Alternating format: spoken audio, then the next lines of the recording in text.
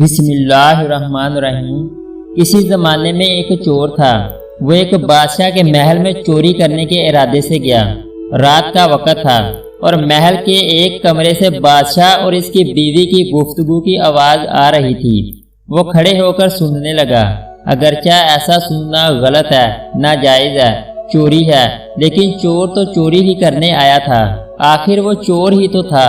اس چور نے سنا کہ بادشاہ اپنی بیوی سے کہہ رہا ہے کہ میں اپنی بیٹی کی شادی ایسے آدمی سے کروں گا جو نہایت متقی و پرہیزگار ہو، بہت اللہ والا ہو۔ جب چور یہ بات سن رہا تھا تو اس کے دل میں خیال آیا کہ کیوں نہ میں کچھ ایسا بن کر دکھاؤں کہ بادشاہ میرے ہی ساتھ شہزادی کی شادی کر دے۔ دل میں ایک ہرس پیدا ہو گئی۔ اب وہ چوری کرنا تو بھول گیا، لیکن دھوکے دینے پر اتر آیا اور گھر جا کر بہت دیر تک سوچنے لگا کہ کس طرح میں اس بات میں کامیاب ہو سکتا ہوں۔ پھر ایک تدبیر اس کی سمجھ میں آئی کہ بادشاہ کے محل کے قریب ایک مسجد ہے، اس میں جا کر بزرگانہ لباس پہن کر اور ان کی وضاحت اختیار کر کے وہاں دن رات عبادت میں مشغول ہو کر بیٹھ جاؤں تو شاید یہ بات بادشاہ تک ضرور پہنچے گی کہ کوئی آدمی یہاں ایسا متقی پرہیزگار ہے جو دن رات اللہ کی عبادت میں مصروف ہے، تو ہو سکتا ہے کہ بادشاہ کی نگاہ میرے اوپر پڑ جائے اور میں شہزادی سے شادی کے لیے چن لیا جاؤں۔ یہ اس چور کا ایک نہایت حقیر اور ذلیل دنیاوی مقصد تھا جس کے لیے اس نے یہ ارادہ کیا۔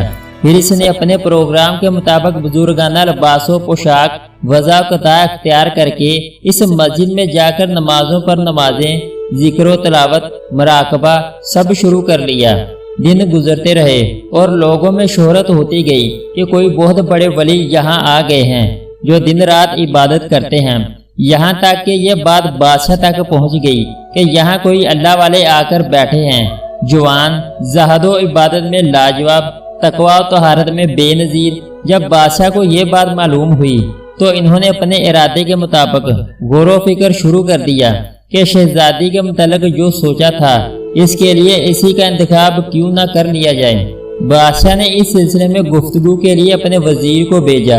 وزیر اس شخص کے پاس مسجد پہنچا اور باادب ہو کر اس سے کہا کہ میں آپ کی خدمت عالیہ میں بادشاہ کی طرف سے ایک پیغام لے کر آیا ہوں۔ اس نے پوچھا کہ کیا پیغام ہے؟ وزیر نے بتایا کہ بادشاہ نے کئی سال پہلے یہ فیصلہ کر لیا تھا کہ وہ اپنی بیٹی کا نکاح ایک ایسے شخص سے کریں گے جو بڑا متقی و پرہیزگار ہو، اللہ والا ہو، اور وہ اس کی تلاش میں تھے۔ ان کی جو نظر گئی تو نظر انتخاب آپ پر آ کر رک گئی ہے، لہذا بادشاہ نے مجھے بھیجا ہے کہ اس سلسلے میں آپ سے گفتگو کروں۔ یہ شخص جو دراصل اسی تمنا و آرزو میں یہاں آ کر بیٹھا تھا، بہت دیر تک وزیر کی گفتگو سنتا رہا۔ اس کے بعد اس کی آنکھوں سے آنسو جاری ہو گئے۔ وزیر نے پوچھا کہ کیا بات ہے؟ تو کہنے لگا کہ آج جو پیغام لے کر آپ آئے ہیں یہ پیغام مجھے منظور نہیں ہے۔ وزیر نے کہا کہ کیوں منظور نہیں؟ اس شخص نے کہا کہ دیکھیے، میں صاف صاف بات آپ کو بتاتا ہوں کہ میں اصل میں ایک چور تھا اور ایک مرتبہ بادشاہ کے محل میں چوری کے ارادے سے گیا تھا۔ پھر جو کچھ بھی ہوا اس کو سنایا اور اس کے بعد اس چور نے کہا کہ میں نے تو یہ وضاحت اسی ہرس کی وجہ سے اختیار کی تھی، لیکن میں یہاں آ کر بیٹھا تو میرے خدا نے مجھے اپنا بنا لیا۔ اب بس اس کے بعد مجھے اور کسی کی ضرورت نہیں، میرے لیے میرا خدا کافی ہے۔ بے شک جب عبادت ہو جائے، نماز ہو جائے، ذکر ہو جائے اور ہماری دیگر عبادتیں واقعی عبادتیں ہو جائیں تو بے شک یہ نمازیں اور عبادتیں انسان کو برائیوں سے روکتی ہیں۔ اگر آپ کو ہماری ویڈیو اچھی لگے تو اس کو لائک اور سبسکرائب کر دیں۔